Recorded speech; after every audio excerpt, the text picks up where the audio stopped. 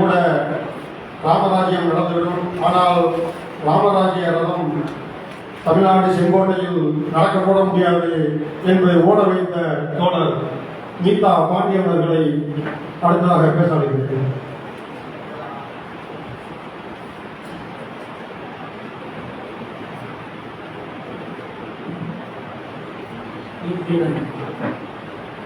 பிறநாள் சந்திப்பு சமூக நலனுக்கு நிகழ்வு ஏற்பாடு செய்யப்பட்டுள்ளது. இந்திய முஸ்லிம் முன்னேற்றக் கழகம் மதுரை வடக்கு மற்றும் தெற்கு மாவட்ட நிர்வாகிகள் தோழர்கள் அனைவருக்கும் இந்த நிகழ்வில் தலைமை தாங்கி கொண்டிருக்கிற தெற்கு மாவட்ட செயலாளர் தாஜுதீன் அவர்களுக்கும் நிகழ்ச்சியை தொகுத்து வழங்கிக் கொண்டிருக்கிற பொறியாளர் வடக்கு மாவட்ட தலைவர் பத்ருதீன் அலி அகமது அவர்களுக்கும் நீண்ட நெடிய காலம் இந்த பணியிலே விடாப்பிடியாக பல நெருக்கடிகளுக்கிடையில் நின்று கொண்டிருக்கிற ஐக்கிய முஸ்லிம் முன்னேற்ற கழகத்தினுடைய மேனாள் தலைவரும் மேனாள் அல்வாரிய தலைவருமான ஐதர் அலி அவர்களை நிகழ்வுடைய கலந்து கொண்டு விடைபெற்றிருக்கிற மறுமலர்ச்சி திராவிட முன்னேற்ற கழகத்தினுடைய சட்டமன்ற உறுப்பினர் அண்ணன் பூமிநாதன் அவர்களை விடுதலை சிறுத்தைகளுடைய துணை பொதுச் செயலாளரும் சட்டமன்ற உறுப்பினருமான சகோதரர் எஸ் பாலாஜி அவர்களை உரையாற்றி விடைபெற்று சென்றிருக்கிற தமிழ் புலிகள் கட்சியினுடைய தலைவர் தோழர் நாகை திருவள்ளுவன் அவர்களை இந்திய கம்யூனிஸ்ட் கட்சியினுடைய முன்னாள் சட்டமன்ற உறுப்பினர் தோழர் ராமசாமி அவர்களை அண்ணா திராவிட மக்கள் முன்னேற்ற கழகத்தினுடைய பொதுச் செயலாளர் வழக்கறிஞர் அசும்பன் பாண்டியன் அவர்களை மற்றும் உரையாற்றி விடைபெற்றிருக்கிற சமம் குடிமக்கள் இயக்கத்தினுடைய பொறுப்பாளர் தோழர் ராஜன் அவர்களை உரையாற்றப்பட்டிருக்கிற அனைத்து தோழர்களுக்கும் பார்வையாளர்களுக்கும் நான் சார்ந்து இருக்கிற தமிழ் தேச மக்கள் முன்னணி சார்பாக என்னுடைய வணக்கத்தை தெரிவித்துக் கொள்கிறேன். அருமை நண்பர்களே, இது போன்ற சந்திப்புகளும் ஐக்கியப்பட்ட நிகழ்வுகளும் அரசியல் நெருக்கடி காரணமாக இந்த காலகட்டத்தினுடைய அவசியமான நிகழ்வுகளாக இருக்கிறது. காலகாலமாக சமூகம் இப்படித்தான் வாழ்ந்து கொண்டிருந்தது. இணக்கமாக, மாமன் மச்சானாக, அதன் மீது குளத்திலே கல்வி வீசியது போல கல் வீசப்பட்டிருக்கிறது. இது வட மாநிலங்களிலே மட்டும்தான் நடைபெறும். தென் மாநிலங்களிலே தமிழ்நாட்டிலே நடைபெறாது என நினைத்துக் கொண்டிருந்தோம். சர்வசாதாரணமாக கர்நாடகா அந்த நெருக்கடியை சந்தித்துக் கொண்டிருக்கிறது. தமிழ்நாடும் அதே நெருக்கடியை சந்தித்துக் கொண்டிருக்கிறது. RSS விடாப்பிடியான முயற்சிகள் ஒரு அமைதியான சூழலை, நிம்மதியான சூழலை அனுமதிக்க தயாராக இல்லை. பொதுவாக சிறுபான்மை சமூகத்திற்கு எதிரான சண்பலிவாத நடவடிக்கை என்று நாம் பேசினால் கூட நாம் புரிந்து கொள்ள வேண்டியது மிக குறிப்பான தாக்குதலை இஸ்லாமிய சமூகம் சந்தித்துக் கொண்டிருக்கிறது. கிட்டத்தட்ட அது இன அழிப்புக்கு ஒப்பானதாகும்.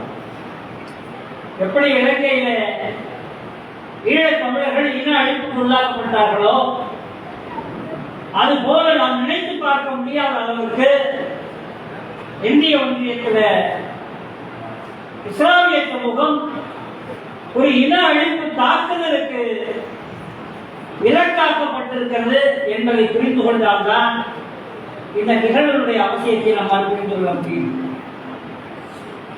ஈத் முபாரக்கை, ஈத் மிலாதை மையமாக வைத்து இது போன்ற நிகழ்வுகளை அனைத்து இயக்கங்களும் திட்டமிட்டுக் கொண்டு வருகிறார்கள். எல்லோரும் பங்கெடுக்கிறோம்.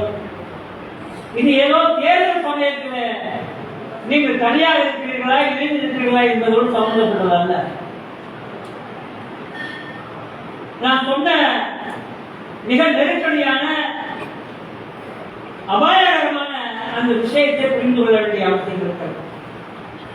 24 முடிந்து போகுமா அல்லது 24 தேர்தலில் இதற்கு முற்றுப்புள்ளி வைக்க முடியுமா என்றால் அப்படி இல்லை.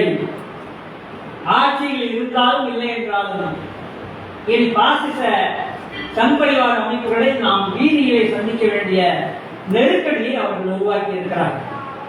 ஒரு புறம் இந்த பக்கம் சாந்தியும் சமாதானமும் ஓங்கட்டும் என்கிற குரல் எல்லோரையும் அமைத்து ஐக்கியப்படுத்திக் கொண்டு எல்லோரும் நாங்கள் இருக்கிறோம், எல்லோரும் எங்களோடு இருக்கிறார்கள் என நிற்கக்கூடிய ஒரு அமைதிப்படை போல ஒரு கூட்டம் இந்த பக்கம் நின்று கொண்டிருக்கிறோம். மறுபுறம் வெறுப்பு அரசியலும் கலவர நோக்கமும் இன அழிப்பு நெருக்கடியை வைத்துக் கொண்டு வீதியிலே கலவரங்களை உருவாக்காது. ராமநாதனுடைய பெயராக இருக்கலாம், அனுமன் சேனாவுடைய பெயராக இருக்கலாம், அவர்கள் பள்ளிவாசலுடைய வாசல்களிலும் அந்த வினார்கள் மீது ஏறி நின்று கொண்டு போடுகிற ஆட்டங்களை அந்த வீடியோக்களை பார்க்கும் பொழுது தமிழ்நாட்டுக்குள்ளே வரவில்லை, இங்கே ஏதோ ஒரு சுமூகமான சூழல் நிலவுகிறது என்பதாக நாம் நினைத்துக் கொள்ளக்கூடாது. எங்கும் அதற்கான முயற்சிகள் இருக்கிறது என்பதை நாம் புரிந்து கொள்ள வேண்டும். நமக்குள்ளே 1000 மாறுபாடுகள் இருக்கிறது, முரண்கள் இருக்கிறது. எப்படி இந்த சாதிய சமூகம் ஒருவனை ஒருவன் அங்கீகரிக்க தயாராக இல்லையோ அதே மனோபாவம் இயக்கங்களுக்கு மத்தியிலும் பரவலாக இருக்கிறது. இயக்கங்களுக்கு மத்தியிலும் ஊடுருவி இருக்கிறது. எப்படி கடவுள் நம்பிக்கையுள்ளவர்கள் அனைத்தையும் கடவுள் பார்த்துக் கொள்வார் என்பது போல தமிழ்நாட்டில் அனைத்தையும் இந்த அரசாங்கம் பார்த்துக் கொள்ளும் என நாம் அமைதியாக இருக்க முடியாது. அப்படி அமைதியாக இருந்தால் சனாதன எதிர்ப்பிலே முனைப்பு காட்டக்கூடிய ஒரு அமைப்பாக நீங்கள் விடுதலை சிறுத்தைகளை பார்த்திருக்க முடியாது. விடுதலை சிறுத்தைகள் மட்டுமல்லாமல் தலித் இயக்கங்களிலே பேசி சென்ற தமிழ் பிள்ளைகளாக இருக்கலாம், இன்னும் பல்வேறு அமைப்புகளாக இருக்கலாம். என்னை கேட்டால் விவசாய அமைப்புகளை விட கூடுதல் முனைப்பு காட்டக்கூடிய தன்மையை நம்மால் பார்க்க முடிகிறது இது போன்ற அமைப்புகள். இதை கற்றுக்கொள்ள வேண்டிய தேவையும் அவசியமும் இருக்கிறது. யார் பூனைக்கு மனிதர்கள்?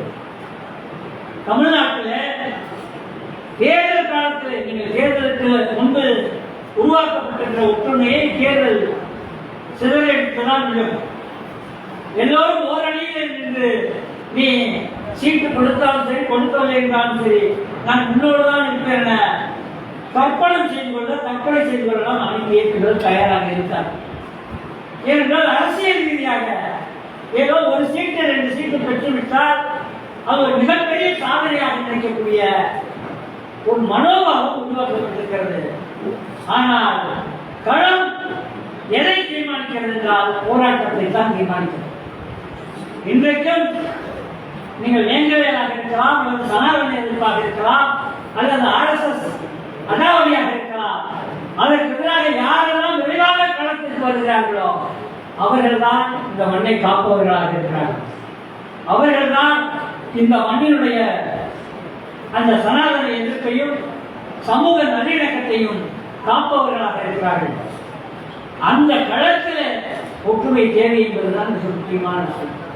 நீங்கள் எந்த இயக்கத்தை சேர்ந்தவர்களால் நான் கடந்த முறை மேலூரில் பேசும் பொழுது செப்பரவுக்கு பக்கத்தில் பேசும் பொழுது சொன்னேன், முஸ்லிம் முன்னேற்ற கழகம் தொடங்கிய காலத்துக்கு முன்பிருந்தும் இஸ்லாமிய தலைவர்களோடு எனக்கு நெருக்கமான உறவு இருக்கிறது.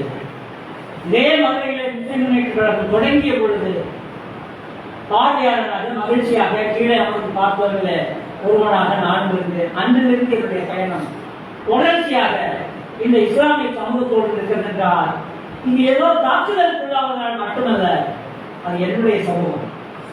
நான் பார்த்து எங்களை தூக்கி வளர்த்த, நாங்கள் தூக்கி வளர்த்த என்று சொல்லக்கூடிய அளவுக்கு இருக்கக்கூடிய சமூகம், அது சந்திக்கக்கூடிய இடர், அது சந்திக்கக்கூடிய நெருக்கடி, அது ஒன்றாக வேண்டிய அவசியத்தை முஸ்லிம் முன்னேற்ற கழகம் உருவாக்குற அந்த காலகட்டம் உருவாக்கியது. இப்பொழுது நாம் அதைவிட மோசமான நெருக்கடி காலகட்டத்தை வாழ்ந்து 1938 இந்தி திணிப்பு, கட்டாய கல்வி திணிப்பு என்கிற செயலை ராஜகோபாலாச்சாரியார் கொண்டு வரும் பொழுது மரவழி அடிகளாரும் சோமசுந்தரவாதியாரும் தந்தை பெரியாரும் திருவள்ளிக்கை மேடையில் அமர்ந்திருக்கிறார்கள். தமிழ்நாடு தமிழருக்கு என்கிற விளக்கமும் அன்றைக்கு ஒழிக்கப்படுகிறது. எதற்காக? இந்தி திணிப்பு, கட்டாய இந்தி திணிப்பு வெள்ளைக்காரன் ஆட்சியில ராஜகோபாலாச்சாரியார் கொண்டு வந்த அந்த ஒற்றை செயலுக்கு எதிராக அந்த முழக்கம் அன்றைக்கு முழங்கியது. ஆனால் இன்றைக்கு அதோட மோசமான நெருக்கடி. வணிகம் எல்லாம் மார்வாடி சேட்டுகள் கையிலே, குஜராத்திகள் கையிலே போயிருக்கிறது. அரசியல் நீங்கள் பார்த்தீங்கன்னா ஒரு புறம் காசி தமிழ் சங்கமம் என்கிறார், மறுபடியும் இங்க இருக்கிற சௌராஷ்டிரா மக்களை அழைத்து சென்று நீ என்னோட தொப்புள் கொடி உறவு, நீ என்னோட அரசியலில் இல்லைன்னா அவர்களை போதிப்பதற்காக குஜராத் சௌராஷ்டிரா பகுதிக்கு அழைத்து செல்கிறான். மறுபுறம் கர்நாடகாவிலே நம்முடைய தமிழ் தாய் வாழ்த்து காவியிலே நிறுத்தப்படுகிறது. பாரதிய ஜனதா கட்சியுடைய அயோக்கியத்தனமான இரட்டை வேடம் என்பது அம்பலமாகிக் கொண்டே வருகிறது. ஆனால் எதை அதிகமான வாய்ப்புகளை கொடுக்கிறார், அந்த வாய்ப்புகளை பயன்படுத்தி நாம் ஒரு இணக்கத்தை, வித்தியாசங்கள் இருந்தாலும், முரண்பாடுகள் இருந்தாலும், மாறுபாடுகள் இருந்தாலும் ஒன்றாக நிற்க தயாராக இருக்கிறோமா? அந்த இயக்கம் வர தயாராக, இந்த இயக்கம் நீங்கள் நிற்க தயாராக இருக்கிறீர்களா எனத்தான் ஒவ்வொரு மேடையிலும் கேட்டுக் கொண்டிருக்கிறோம். எங்களை பொறுத்தவரை நான் ஏற்கனவே முகநூலில் ஒரு செய்தி போட்டேன். நீ என்னோடு இல்லை என்றால் நான் உன்னோடு வர தயாராக இருக்கிறேன், நீ அவனை அழைத்தால் நான் உன்னை அழைக்க தயாராக இருக்கிறேன். இது கிட்டத்தட்ட சாதிய மனோபாவத்தினுடைய மற்றொரு பிரதிபலிப்புத்தான். இதை நாம் பல இயக்கங்களை இஸ்லாமிய அமைப்புகளுக்குள்ளும் சந்திக்க வேண்டியது இருக்கிறது, புரட்சிகர அமைப்புகளுக்குள்ளும் இதை சந்திக்க வேண்டியது இருக்கிறது. அதான் கொடுமையான விஷயம். நான் செங்கோட்டையில அந்த ரத யாத்திரை வரும்பொழுது தடுப்பதற்கு இருக்கும் பொழுது இந்த பக்கம் எஸ்டிபிஐ, இந்த பக்கம் முஸ்லீம் மனிதனை வந்திருக்கு. அப்படின்னா ரெண்டு மிக பலமாக என் பக்கம் நிற்கிறார்கள் என்ற அர்த்தம் இல்லை. என் பக்கம் நிற்கிறாயா, என் பக்கம் நிற்கிறாயா என்று அந்த போட்டியிலே என்னுடைய ரெண்டு கையில் விழுபட்டது நான் செங்கோட்டையிலே நான் பார்த்தேன். ஏன் வருத்தத்தோடு சொல்கிறேன் என்றால், எதிரி பலமாக இருக்கிறார். பாசிசம் என்பது ஒரு சொல்லல்.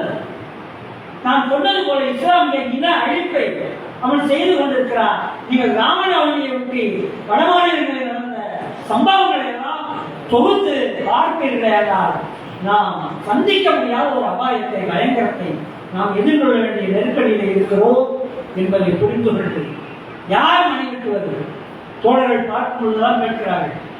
ஏன் செங்கோட்டையிலே அனைத்து இயக்கங்களில் கிட்டத்தட்ட அதிமுக, பாரதிய ஜனதாவை தவிர அனைத்து இயக்கங்களும் வீதிக்கு வந்தார்கள், அனைத்து தலைவர்களும் கைது செய்யப்பட்டார்கள். இறுதியில் அன்றைக்கு எதிர்கட்சி தலைவராக இருந்த ஸ்டாலின் அவர்களும் சட்டமன்றத்தை விட்டு வெளியேறி கைதாக வேண்டிய நிலைமை நெருக்கடியை கமீன் அன்சாரியும் அவரும் நம்முடைய முஸ்லீம் இணைப்புடைய கடைகள் உருவாக்கினார். அந்த சூழலை உருவாக்கினார். அவர்களையால் நேர சந்திக்கிறார். அதை விட மிக மோசமான சூழல், ஆனால் சாதகமான சூழலை நாம் நினைத்துக் கொண்டிருக்கிறோம். திராவிட முன்னேற்ற கழக ஆட்சி இருக்கிறது. எப்படி அனைத்தையும் அவன் பார்த்துக் கொள்வான் போல அனைத்தையும் அரசு பார்த்துக் கொள்வன. நாம் சும்மா இருந்தால் விடுதலை சிறுத்தைகளுக்கு வீதியில வேலை இருக்கார், அவர் பார்த்துக் கொள்வார்கள். ஒரு ஓரத்தில் உட்கார்ந்துருக்கலாம். ஆனால் எனக்கென்று ஒரு திட்டம் இருக்கிறது. RSS சனாதனத்தை எதிர்கொண்டுதான் என்னுடைய முதன்மை திட்டம் என்பதை களத்தில் எப்படி காட்டிக் கொண்டிருக்கிறார்கள். களம்தான் முக்கியம் என்றார். சட்டமன்றத்தில் நாம் குரல் எழுப்புவோம், நாடாளுமன்றத்தில் குரல் எழுப்புவோம்.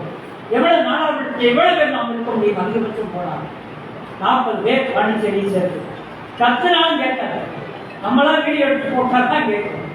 ஆக நீதிதான் தீர்மானிக்கும் தமிழ்நாட்டை பாதுகாப்பது என்பது.